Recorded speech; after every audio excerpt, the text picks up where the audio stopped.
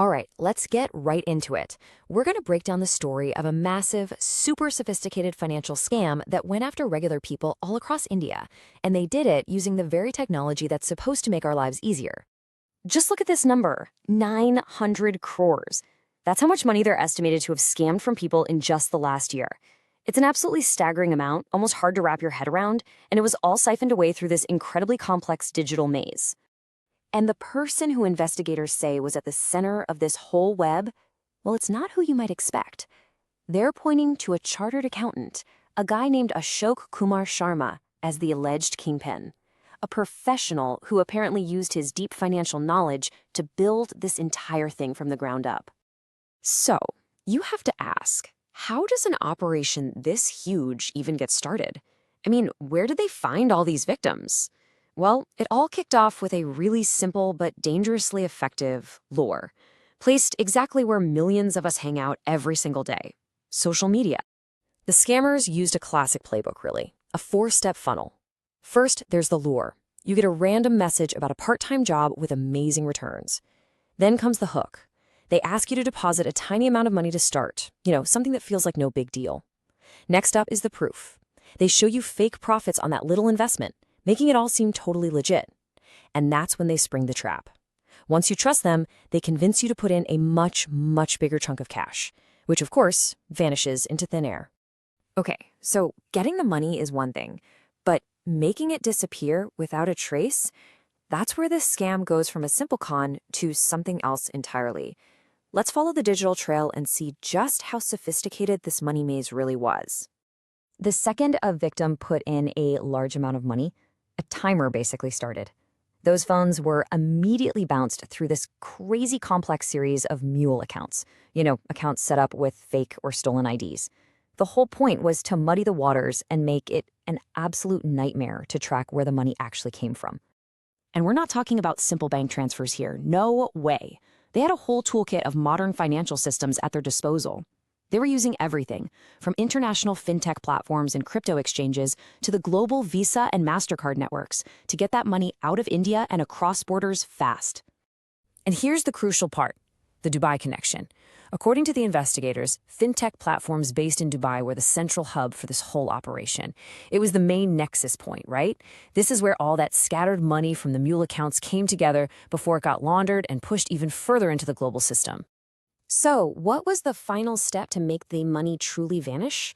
They converted it into cryptocurrency, specifically something called USDT, or Tether. Now, unlike Bitcoin, which can go up and down like a roller coaster, USDT is a stablecoin. It's pegged to the US dollar. This makes it the perfect tool for criminals who want to move huge amounts of cash digitally without risking its value. It's how they turned illegal rupees into untraceable digital dollars.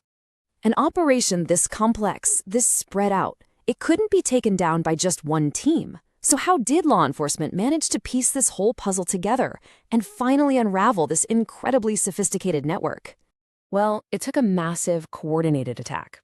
India's top agencies, we're talking the CBI, the Enforcement Directorate, and Delhi's expert cybercrime unit, they all had to join forces. They pooled all their resources and expertise to follow every single digital and financial breadcrumb they could find. And this is a great look at how they split up the work. You had the CBI, and they were focused on the main criminal act, the fraud, the conspiracy. At the same time, you had the Enforcement Directorate, the ED, and they were tackling the money side of things, the complex money laundering and trying to trace where all the cash went.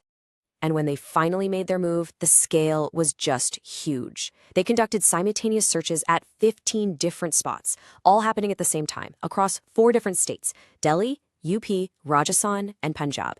It just goes to show you how spread out the Indian side of this operation really was. Okay, so beyond the shocking headlines and the intricate details, what's the big takeaway here? What can we all learn from this? Because this case is a critical lesson for literally every single one of us who uses social media and online banking. The newspaper article that broke this story actually included a really direct, really crucial warning. It's a hashtag that basically sums up the entire lesson here. Don't get scammed. It sounds so simple, right? But it's more vital than ever in the world we live in today. Look, your best defense is knowing what to look for. And these red flags, they're taken directly from this scam's playbook. Unsolicited job offers, promises of returns that sound way too good to be true. Any kind of pressure to make a small test investment, that's the hook, remember?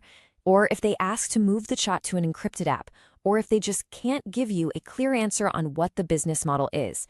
If you see these signs, you have to be incredibly careful. And really, that leaves us with one final thought. This entire 900 crore rupee operation, it wasn't successful because it hacked some complex banking software. It was built on hacking something way more vulnerable: our own psychology, our trust. It really makes you wonder, as finance gets more and more digital, is the biggest vulnerability not the tech at all, but us?